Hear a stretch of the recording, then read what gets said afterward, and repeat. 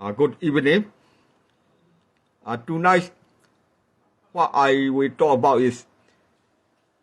National Unity Government of Myanmar Minister for the Human Rights, Aung Myo Min visits Sydney today. He touched down at Sydney airport this morning. According to the information, he will meet the senior officials of the Australian government as well as he will visit some Australian universities. Regarding his visits to Australia, I would like to present my opinion for his visits. So please let's see my video. This is the Aung Myo Min, National Unity Government Minister, who arrived in Sydney today. So some of the Myanmar community, they welcome the Aung Myo Min. So regarding his visit, this is my video, pre-recorded video with this explanation.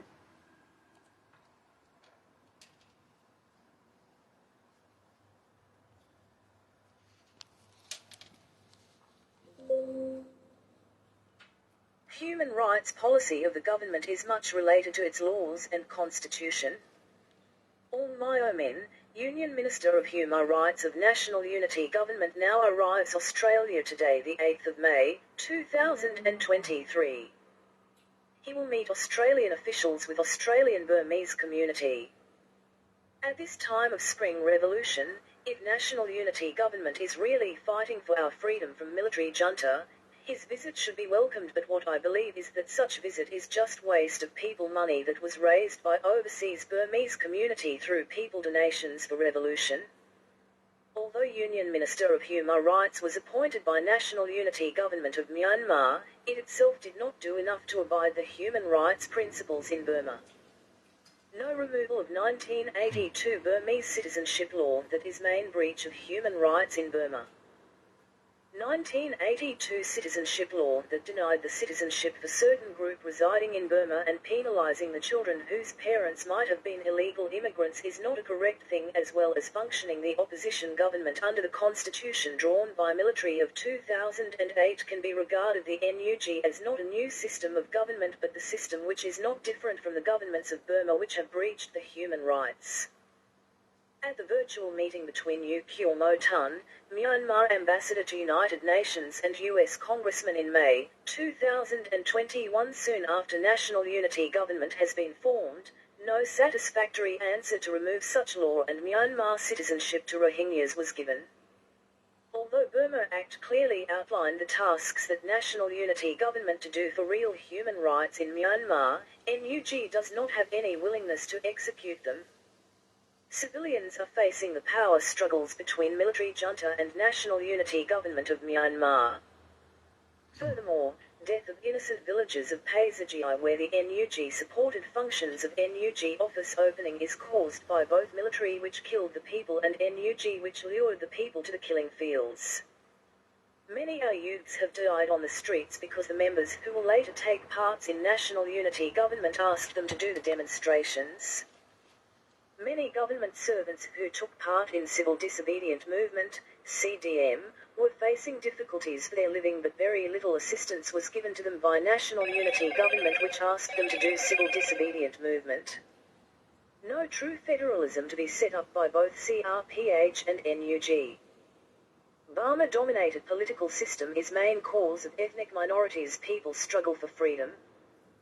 Human rights abuses have been suffered by ethnic minorities' people for decades, but National Unity Government does not want to construct the true federalism to end Burma-dominated political system is main cause of human rights abuse suffered by ethnic minorities' people. Such direct or indirect human rights abuses and some members of NLD-led government who are not cleared from ICJ genocide case are also taking parts in NUG. How can those issues be resolved by Aung Myo Min, NUG Minister of Human Rights? Without representing the political group so-called government of true human rights protector, its representative Aung Myo Min does not deserve to touch our Australian soil of freedom, equality and multiculturalism that abide the real human rights. So this is my English submission. So English written in my opinion, written all my views. So because of the international community need to know the why happening in Myanmar, this is why I wrote in the English and also the broadcast in English. So now I will translate to Burmese. ဒါကဘာလဲဆိုတော့ဒီနော်အောင်မျိုးမင်းရောက်လာတာနဲ့ကိစ္စနဲ့ပတ်သက်လို့ဒါအင်္ဂလိပ်လိုကျွန်တော်တင်ပြတယ်။ဘာကြောင့်လဲနိုင်ငံတကာဒီအကုန်လုံးကဒါအင်္ဂလိပ်ဘာဖြစ်နေလဲဆိုတာသိဖို့။အဲ့တော့ဗမာနိုင်ငံမှာဘာဖြစ်လို့ human right တွေချိုးဖောက်ခံနေရတယ်။အဲ့ဒီ human right ချိုးဖောက်ခံနေရတာဘာကြောင့်လဲ။အဲ့ဒါကဘာရှင်းရှင်းလင်းလင်းသိဖို့အတွက်ကျွန်တော်ကအတူချုပ်ရေးပြလိုက်တာ။အဲ့တော့ဒီ human right တို့ချိုးဖောက်နေတဲ့တိုင်းပြည်နော်အရင်ဆိုးရဆက်ဆက်ကလည်း human right ကိုချိုးပေါက်ခဲ့တယ်လွတ်လပ်ရေးရတဲ့1948ကတည်းကလည်းပဲတိုင်းသားလူနည်းစုတွေရဲ့ရပိုင်ခွင့်ကိုမပေးခဲ့ဘူးမပေးခဲ့ဘဲနဲ့ human right ကိုတစ်ချိန်လုံးချိုးပေါက်ခဲ့တဲ့တိုင်းပြည်အခု National Unity Government ဆိုပြီးတော့ human right minister ဆိုတဲ့လူကဒီ Australia မြေကိုထိလာတယ်ဟုတ်ပြီလေသူ့ကိုလွှတ်လိုက်တဲ့အစိုးရ NUG ကိုတိုင်ကိုကဒီ human right နဲ့ပတ်သက်လို့ဘာလို့ပြီးပလဲဘာမှ human right နဲ့ပတ်သက်လို့လုံးမပြီးပဲနဲ့ဒီလူတယောက်ဒီ Australia ရောက်လာတာရှင်းရှင်းပြောလို့အလကားအလုပ်ရှုပ်တယ်နော်ဒီ Australia မှာရှိတဲ့ဒီ minister တွေပါရဒီ minister မဟုတ်ပါဘူးလေဒါ official တွေကတွေ့ပါပေါ့ဗျာနော် Australia မှာရှိတဲ့ဘာမှ community ရတဲ့ဒါဂုံစာကျွန်တော်ဝင်တွေ့ပါပဲဒါပေမဲ့လို့လာတဲ့ principle မှာသူတို့သူ့ကိုလွှတ်လိုက်တဲ့အစိုးရကိုယ်တိုင်ကမှန်ကန်တဲ့ federalism ကိုဘာမှမချမှတ်ဘူးနော်နောက်ကျ human right ကိုမှအမတန်ချိုးဖောက်တဲ့1980နှစ်နိုင်ငံသားဖြစ်မှုဥပဒေကိုဆိုတာလေဘာတစ်ခုမှသူတို့နော် mention မလုပ်ဘူးမလုပ်တဲ့အကြောင်းကဘာလို့ဆိုတော့ဒီ NUG စဖွဲ့ပြီးကြတဲ့ကဥကျော်မိုးထွန်းကိုအမေရိကန်မှာရှိတဲ့ congressman ကိုတွေကမေးပြီးပြီအဲ့ဒါကတော့ Rohingya တွေမကောက်ဘူးလေဗမာပြည်မှာမွေးရတရုတ်ပဲဖြစ်ဖြစ်ဗမာပဲဖြစ်ဖြစ်ဟုတ်လားနော်တခြားတိုင်းသားပဲဖြစ်ဖြစ်တိုင်းသားတွေမှာမှတ်ပုံတွေမရှိလို့ဘာမှခံစား권မရှိတဲ့တိုင်းသားတွေအများကြီးပဲကျွန်တော်က Rohingya ပဲကျွန်တော်ပြောနေတာမဟုတ်ဘူးနော်ကရင်တွေကချင်တွေစစ်ပေးဆောင်နေရတဲ့ဒေသမှာမွေးတဲ့တိုင်းသားတွေသူတို့မှမှတ်ပုံတွေမရှိလို့ဘာမှလုပ်မရတဲ့ဟာတွေအများကြီးပဲတော့တိုင်းသားတွေလည်း human right ချိုးပေါက်ခံနေရတယ်နိုင်ငံခြားနော်ဒီ Rohingya တွေ human right ချိုးပေါက်ခံနေရတယ်ဒီလို human right ချိုးပေါက်ခံနေရတဲ့ဒီခေတ်ဆက်ဆက်မှာဆွေးမြေ့နေတဲ့ဒီမကောင်းတဲ့စနစ်ကိုဒီ NUG ကဘာမှနှစ်နှစ်တောင်အာဏာရပြီးနှစ်နှစ်တောင်မှတော့နေရာယူပြီးပြီနော်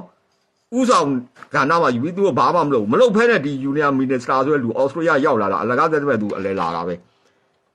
တိုင်းပြည်မှာလူတွေအကုန်လုံးကငတ်ပြတ်ပြီးတော့ဒုက္ခရောက်နေတဲ့အချိန်တော်လာရေးတက်တွေရလိုတဲ့အချိန်မှာပြည်သူတွေလှိုထားတဲ့ငွေတွေကိုအလကားဖြုံးပြီးတော့နိုင်ငံတကာသွားပြီးပစ်ကနေသွားနေဒီလိုပဲကျွန်တော်ယူဆတယ်နော်အဲ့ဒါကြောင့်မလို့ဒီဟာနဲ့ပတ်သက်တဲ့ဟာကိုအင်္ဂလိပ်လိုကျွန်တော်ပြန်ရေးထားတာကိုဘာလို့ပြန်မယ် Human rights policy of the government is much related to its law and the constitution အစိုးရတရားရဲ့ဒီလူအခွင့်အရေးနဲ့ပတ်သက်တဲ့ policy တွေဟာဆိုရင်သူ့ရဲ့ဥပဒေနဲ့နော်ဖွဲ့စည်းအုပ်ချုပ်ပုံအခြေခံဥပဒေပါမူတည်နေတယ်Aung Myo Min Union Minister of Human Rights of the National Unity Government now arrives Australia today 8 May 2023 NUG ရဲ့လူအခွင့်အရေးဝန်ကြီးဖြစ်တဲ့အောင်မျိုးမင်းရဆိုရင် Australia ပြည်ကိုဒီနေ့8ရက်မေ2023မှာရောက်ရှိလာတယ် He will meet the Australian official with the Australian Burmese community Australian community official တွေရောနော် Australian ကမှရှိတဲ့ဗမာတွေရောတွေ့မှာဖြစ်တယ် At this time of the Spring Revolution If the National Unity Government is really fighting for our freedom and from the military junta, his visit should be welcome. But what I believe is that such visit is just waste of the people money that was raised by the overseas Burmese community through the people donations for revolution. ဒီလိုຫນွေဥတော်လာရေးဖြစ်နေတဲ့ကာလမှာဆိုရင်အမျိုးသားညီညွတ်ရေးအစိုးရရဲ့နော်အစိုးရတကယ်တမ်းကိုစစ်ဖနာအောက်ကနေလွတ်မြောက်ရေးအတွက်တိုက်ပွဲဝင်တယ်ဆိုရင်သူလာပြီးတော့နော်အော်စတြေးလျကိုရောက်ရှိလာတာအမတန်ကိုနော်ကြိုးစိုးစရာဖြစ်မယ်ဒါပေမဲ့ကျွန်တော်ဘာယုံကြည်လဲဆိုတော့အဲ့ဒါလို့နော်လာပြီးအော်စတြေးလျလာတာဆိုရင်ပြည်သူတွေငွေကိုဖြုံးသိမှုဖြစ်တယ်အဲ့ဒီပြည်သူငွေတွေကနိုင်ငံခြားမှာရှိတဲ့ဗမာ community တွေဗမာနော် community တွေကနေပြီးတော့မှဒီတော်လိုင်းအတွက်လှူဒန်းတဲ့ငွေတွေကိုမှရရှိလာတာအဲ့ဒီငွေတွေကိုအလကားဖြုံးကြည့်တယ်လို့ကျွန်တော်ယူဆတယ် Although the Union Minister of Human Rights was appointed by the National Unity Government of Myanmar, it is said that did not do enough to abide the human rights principles in Burma. အဲ့တော့ဒီ NUG အနေနဲ့ဆိုရင်ဒါနော်ဒီ human rights ဝန်ကြီးကိုလူ့အခွင့်အရေးဝန်ကြီးကိုခန့်လိုက်ပြီးမဲ့လို့ဒီ NUG ကိုယ်တိုင်ကမြန်မာနိုင်ငံမှာလူ့အခွင့်အရေးတွေရရှိလာဖို့အတွက်လှုံ့ဆော်မှုကဆိုရင်ကျေနပ်စရာလှုံ့ဆော်မှုမရှိဘူး Number 1 no removal of 1982 Burmese citizenship law that is a main breach of the human rights in Burma 1982နော်နိုင်ငံသားဖြစ်မှုဥပဒေအဲ့ဒါဆိုရင်ဗမာနိုင်ငံမှာလူ့အခွင့်အရေးကိုအဓိကချိုးဖောက်နေတယ်အဲ့ဒီချိုးဖောက်နေတဲ့ဥပဒေကိုဖယ်ရှားမှုမရှိဘူး 1982 citizenship law that denied the citizenship for the starting group of residing in Burma and penalizing the children whose parents might have been illegal immigrants is not a correct thing အဲ့တော့1982 citizen ဥပဒေနိုင်ငံသားဖြစ်မှုဥပဒေအဲ့ဒီခါမှာအမိအဖတွေကတော့မြန်မာနိုင်ငံကိုနော်တရားမဝင်ဝင်လာတာဖြစ်ရင်ဖြစ်မယ်သို့တော်လည်းပဲသူတို့ရဲ့သားသမီးတွေကိုပါဆက်ပြီးတော့နော်ဒီအရေးယူအပြစ်ပေးနေခြင်းတွေကဘာလဲဆိုရင်မြန်မာနိုင်ငံအနေနဲ့ဒါလူအခွင့်အရေးကိုစောင့်ထိန်တယ်လို့မယူဆအောင် as well as ဒါအပြင် functioning the opposition government under the constitution drawn by military on 2008 can be regarded as a NUG not a new system of government အဲ့တော့1900နော်ဒီ NUG အနေနဲ့ကစန့်ကျင်ဘက်အစိုးရအနေနဲ့သူကြေညာတယ်သို့တော်လည်းပဲသူလုပ်နေတဲ့ပုံစံက2008ကစစ်ဖနာအောင်မှာရေးဆွဲခဲ့တဲ့ဥပဒေအတိုင်းအဲ့ဒီတိုင်းပဲဆက်လုပ်နေတယ်နိုင်ငံတော်တစိမ့်သုံးတာအစဝန်ကြီးတွေကပြည်တော်စုဝန်ကြီးတို့ဘာတွေညာတွေအဲ့ဒါတွေလုပ်တာအစအကုန်လုံးကပါလေ2008ဖွဲ့စည်းအုပ်ချုပ်ပုံအခြေခံဥပဒေအတိုင်းပဲသူဆက်လုပ်နေတယ်ရမလို့နော် can be regarded as a NUG as a not a new system of government ဒီလိုလှုပ်ချင်းရဆိုရင် NUG ရဆိုရင်အစိုးရအသစ်တရအနေနဲ့မယူဆနိုင်ဘူးနော် but the system which is not different from the government of Burma which have breached the human rights ဒါကြောင့်မလို့နော်ဒီ NUG အနေနဲ့ဆိုရင်ဒီလူအခွင့်အရေးတွေကိုအများကြီးချိုးဖောက်နေတဲ့ဒီမြန်မာနိုင်ငံအစိုးရနဲ့ဘာမှမထူးခြားတဲ့နော်အဖွဲ့အစည်းတရားလို့ပဲကျွန်တော်တို့ယူဆလို့ရတယ်